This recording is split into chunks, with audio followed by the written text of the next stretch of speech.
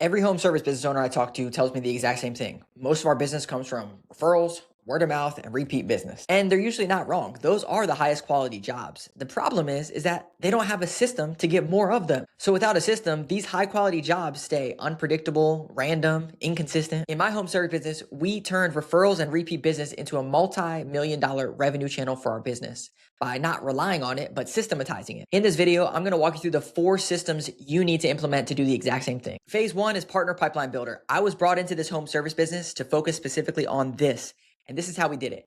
First, if you've ever gone out to a job site and you give someone your business card and they say, yeah, I'll refer you for sure, and you never hear from them again, we don't want that. Okay, this is why we have this actual system to do it. So the first thing that we do is we build complementary partner list. So imagine you do roofing, you find gutter cleaning companies, or you do gutter cleaning, you find roofing companies, or pressure washing companies, or landscaping companies, whatever your complementary services are. Some ways that you can find a list like this, you can go to Fiverr, and those platforms can literally pull lists for you. There's list builders on there. You can just Google list builders, and I'm sure you can find people that will build you lists of complementary services in your local area. Once you have those lists, you need to do a reach out to them. So when I was in this role at a home service business, I would literally drive around to these places and go into their office and say, hey, is the owner here? Hey, is the service manager here? And I would be trying to build a relationship with them to move on to the next step. But from a digital perspective, what we do as a company now is we'll actually send out cold emails on the behalf of businesses. And in the subject line, we'll say partnership ? And then we'll say, hey, came across your website looking for a good gutter cleaning company to work with. Want to see if we might be able to work together. And ideally, we want them to say, yeah, sure, sounds good. Why don't you come out and work with us? Or if when I would go into these places, they would say, yeah, sure, how can we work together? And then we introduce our lunch and learn, where we would bring lunch or donuts, Tuesday morning for their technicians, and we would educate them on our program and we would activate them. Okay. So a lot of people miss this part of the partner pipeline. We mentioned the business cards at the top, right? This is like the starting point. You need to have an actual partner system. What that partner system looks like is, hey, here's how you send us a customer. You can go to our website.com/contractor and you can fill out this form and it's going to come over to us and it's going to track that you sent us this lead. And if we close the lead, we will send you something in return. This is what I mean by having an actual system. So that way there's a lunch and then they can learn. They can learn about your product or offering and they can learn about how to send you customers. Then you want to activate them as a customer. So you want them now to become an affiliate of you or a referral partner of yours because you gave them the system. So what we would do is we would print out collateral for them. So we print out pamphlets about our service with their logo on it and our logo on it. And we had a specific website, the website.com/contractor, where they could go and submit their leads to us and put their name in, and it would go into a spreadsheet and we could track it all for them and keep track of these things. You also want to define referral offer. So you want to tell them that if you send me a customer, I will give you $100. Or if you send me a customer, I will give you $50 or whatever that looks like. The main reason that you want to make it so simple is because they're going to be excited about making more money on every single job that they do. But then also they need to know that there's some system behind it and not just like, yeah, if we get to it, we might send you something. You need to make it seem like it's like clean. This is our partner system. This is the partner pipeline builder of a system. The next one is you need to track every partner. So I was at the home service business and when I came in, they had, probably 100 partners at this point. And I asked the owner, I said, hey, how do you know like who to reach out to or like who's doing good or who's doing bad? He's like, I really don't. So what we did was I built a spreadsheet that looked at month over month. So year over year, like last January, this HVAC contractor was sending us 50 deals. And then this January, they're sending us 70 deals. So they're up 20 deals. So this one's good. I don't need to really focus on that relationship. But there were some that were sending us like 100 deals. And then now they're sending us only 30 deals. And I'm like, what's going on? And something as simple as like, hey, we ran out of flyers to give out or something, or like our number one sales guy left, we need to have another lunch and learn. And that's the part that leads us into phase 2, which is you have to have a partner management engine. So it's enough. You have to build the partner relationship, right? What I just told you. But the next piece is really the hidden secret sauce that I came in and was able to add gas on the fire for this business. So the first thing is you have to assign a partner or owner internally. So like for me, I was brought in as director of business development. We're $2.7 million and I could own this channel and other stuff obviously as well. But for you as the owner of the business, you could also like, let's say you like building relationships. The owner of our company, he loved building relationships. Like he would do this over and over again. That's what he did in phase 1. When I came into phase 2 was the part of like, how do we get the most juice out of the squeeze for all these partners that we're building out and build a system out of this? So what I would do is I had a monthly partner email touch point. So all of the partners that came in, I put them into a monthly newsletter. This is not like your typical residential one. This is more targeted towards partners. So we did duct cleaning. So with the HVAC contractors, we would say, hey, you're going out on your spring inspection. You can make an extra 100, like in the subline, we say extra $100 on every spring inspection. So basically every spring inspection that they went on, they could make $100 extra by referring a client to us. And we would send this to them, and we're top of mind, right? We'd also do promos like March Madness, for example. They would do their spring inspections in March Madness. So we would say, hey, we're going to double it, this thing from 50 to $100 if you send these over during March or something like that. So you want to have something where you're top of mind. This again kills the, hey, here's my business card, I'll refer you, because you're probably never going to hear from them again. This is why you want to have a monthly partner email or something that's a touch point with them. Text is fine too, but something that just stays top of mind with them and educates them on your business and just keeps reminding them, send your referrals here. Here's what we got going on. By the way, blah, blah, blah. You got to stay at top of mind for these people. The next thing is the annual reactivation. So once you pull the data, like what I just showed you before, and it says, hey, this person was at 100 referrals and now they're at 50. Well, maybe we need to go back out and do a lunch and learn with them. Maybe they have new salespeople. Maybe they have new ownership. Maybe they have new service manager and they don't understand the program. And they're like, why aren't we selling our stuff and not their stuff? All of those things are headaches. So you got to set up what are called lunch and learns, what I talked about before, where you go in and maybe quarterly or annually, you come in with donuts, whatever, educate them and just like build a relationship. This is the management engine that you have to have for these partners. And then the next one is you got to track the year-over-year referral volume. So not just like month to month, but every single year, because you could even go as far as like, hey, you're a gold member referral partner of ours, and you get such and such things, priority scheduling. So we had some partners that they were like gold standard ones. So we would actually put blocks in our schedule for them on Tuesdays and Thursdays. We call them fire jobs, which was like, we know that these people are going to have jobs that just pop up, and we want to make sure we have a slot in our schedule for them because we care so much about that relationship. So this is the partner, and we would tell them this, like, hey, we care so much about the relationship that we're going to make sure we have slots next day for you, or we're going to have a slot every single day for you, some of these people, which is pretty crazy. But this is how you get this partner engine going, and you get a vested interest on both sides of this. And then, like I mentioned, identify up and down partners. Who's up, who's down, what do we do to fix it, and go in and attack that. And double down where traction exists. So if someone is like, each month, 20 referrals, 40 referrals, 80 referrals, go into that partner and say, like, how do we get more? Like, how can we support you more? Do you need more stuff from us? Can we help you in any regards? But basically, like, keep doubling down on where the traction exists inside the business. All right, so that is more on the referral side. How do we get these warm referrals coming into my business? Okay, I want to say one more thing before I move on to this step. If you're willing to pray to the Google gods, to send money to Mark Zuckerberg on Meta, and give them money for customers, give them money for leads, why would you not give them to your local community to get leads from them? Your local people that are boots on the ground. There's no algorithm involved. It's a warm lead that comes in that's probably going to close, and it's a local person in your community that you can actually help with real money, opposed to these gigantic, software platforms. That's my 2 cents on the referral system. That system right there, like, that's $1 million, $1.5 million easy that we were pushing in the duct cleaning company. I know that it works. It crushes. Okay. Next, I want to talk about the repeat business, because a lot of times repeat business people miss this one. So phase 3 is called the 2-step revenue email. Okay. Elephant in the room is that people send out emails and they think of them as branding.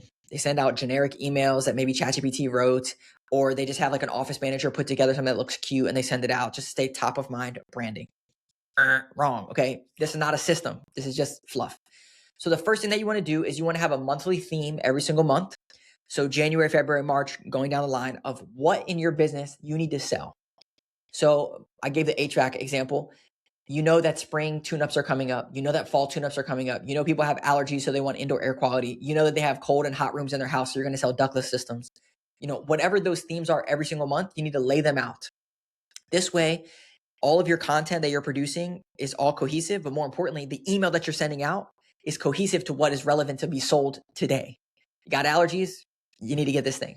Okay. Then second, you want to pair it with some type of an offer. Now, you don't have to do an offer every single time. Like, some people are like, I don't do offers. It's annoying. I don't want to be annoying to my people. I just want to educate them. That's cool. You can also layer in offers every now and then. And maybe that sounds like, let's say the ductless example. You have a cold room in your house. You should get a ductless unit to keep it warm. You could have an offer that's like, get $500 off a new ductless system, and you could pair them together. That's how this works for the 2-step revenue email. This is taking those emails and making them not random and making them actual revenue piece to your business. So next, once you have the theme and some type of an offer, you need to have a direct subject line with clear intent. Okay. So let's say it's schedule your spring inspection. Direct subject line, clear intent is if you click on this, it's because you're interested in scheduling your spring inspection, or get $500 off a new system. If you click on this, it's probably because you're interested in $500 off a new system. Okay. You don't want it to be, what is this? Why am I getting this? You want it to be very direct and to the point, because if someone clicks on it, you want them to raise their hand that they have clear intent on something in there. Okay. Now, I recommend, without getting too complicated on this, just send it out to your full database, your past prospects, your past customers, your referral partners, whoever. Send it out to every single person. A lot of times people get into the weeds on this. Okay, well, this person already bought a ductless system, so why would I send them another thing about ductless systems? They just bought this. Or this person, they already scheduled their spring inspection, so why would I do this? You could go down the rabbit hole of trying to segment out your database. And of course, by all means, go for it. But it gets much more complicated when you do that. And on the flip side of this is that it actually reinforces your person's buying. The only caveat I would say is, like, let's say that you just installed a new ductless system and then someone gets something that says $500 off a ductless system. That one you might want to be a little bit, like, then they're going to blow you up and be like, hey, can you give me this $500 off? And then you got to go back and figure that out. But sending it out to your database is good, and just get it out there and don't think twice about it. All right. Now, this is the part that's the two-step revenue email. This is the part that I think a lot of people miss, is that they send out their emails. You could do exactly what I just told you. Send out the emails and it's like, okay, cool. Yeah, this is good. Then crickets, right? Hopefully they called us. Hopefully they fill out this form. Hopefully they fill out a form on our website. How do I know these people came from this newsletter? Like, that's why it's just branding. Okay. This is how we take it to the next level. We pull the people that opened the email, because since we have clear intent, $500 off this, schedule your spring inspection, we know that they clicked on that, and that is a warm list. They raised their hand as this is something that they are potentially interested in looking at. Okay. Pool opens, warm list. Now you want to follow up with them, and you want to send a second email. Ideally, you could call them, but it might be a lot of people to call. Send a second email in the subject line, in your area, and then in the body, hey, Phil, we're going to be in your area next week doing an estimate for a new ductless system. Want to see if you want us to stop by and take a look. We currently have a promo going on for $500 off. Yes, no. Something simple like that, and send it to all these people in the opens. Now, I will say this. If you're down to call people, calling is probably the best thing to do, because you don't want to be weird, right? You don't want to be like, hey, I saw that you opened our email. You want to get this thing, like, feeling like, whoa, bro, like, you're crazy. You want to call them and you could just say, hey, we actually have a promo going on right now. Get $500 off a ductless system. I saw your home was built in the 1990s. We were out there a while ago. Have you ever thought about this? Like, what a great thing to call someone about. Like, it's just very nice to do. You could also just say, like, hey, I saw, we're actually going to be around the corner from you next week. I was just checking on some people that live in that neighborhood to see if they want us to stop by. We're going to do an estimate on X, Y, and Z. Very simple, easygoing, not weird or creepy at all. But follow up, we're in your area. Now what you're doing is turning your interests into estimates. Okay, so we ran this play for an electrical contractor. We did $500 off generators. He only had a list of like 400 people. So we sent this out. We pulled the opens. We sent a second one out, and he had 3 people say, yes, I want an estimate. Now a generator is like $10,000, $20,000.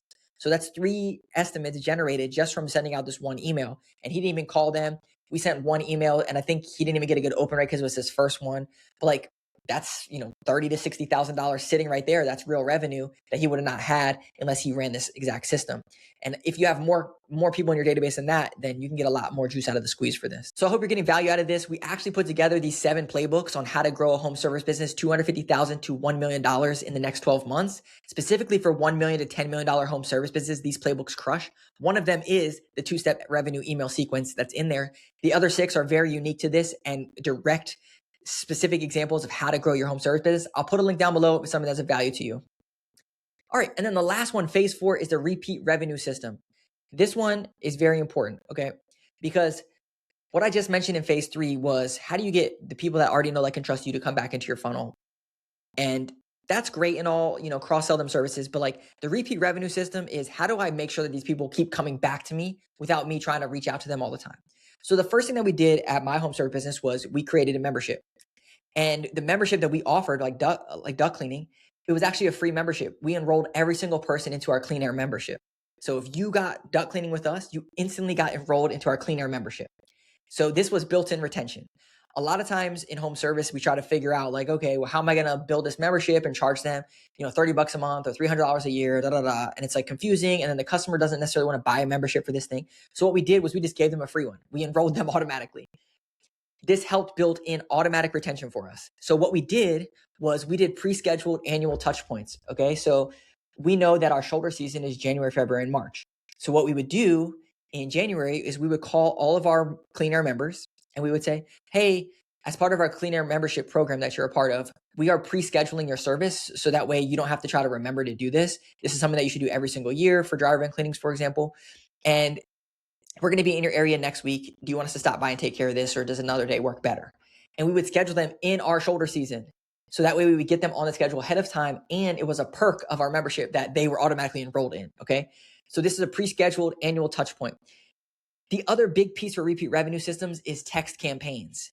The reason that I kept this separate from emails is because emails is more like farming. Texting is more like hunting, because texting gets a 95% open rate. You send a text message to someone, they're going to see it. There's no way that they're not going to see it. They might click stop. They might respond stop, but they're definitely going to see it. So what we recommend doing is 1 to 2 times a year, sending a text message that's direct, on target, shot at your database. And this is the repeat revenue system because this brings people back in pretty good. So we do a similar message with we're in your area, the one that I did in email. But what you want to do is you want to say, hey, Phil, we're going to be in Dallas next week or in Frederick, whatever city that is. So you want to pull your database based off of city. You say, we're going to be in that specific city next week. Do you have any projects that you want us to stop by and take care of? Or do you have any, list out some of the popular services that you have? And if you want to get a little cool with this, you can give them a little promo like, hey, since we're going to be in your area, we don't have to pay for gas. We'll give you $20 off or something. So that we're in your area messaging, you can send that out to your customers. Low friction offers. Hey, we got $25 off this service. Another cool way to do this is like a voucher. Hey, Phil, we're going to be in your area next week doing electrical work or electrical project. We have a voucher right now for $25 off, good through the end of March. Do you want us to stick a voucher aside from you for you? Or like, do you have any projects that you want to use this on or something like that?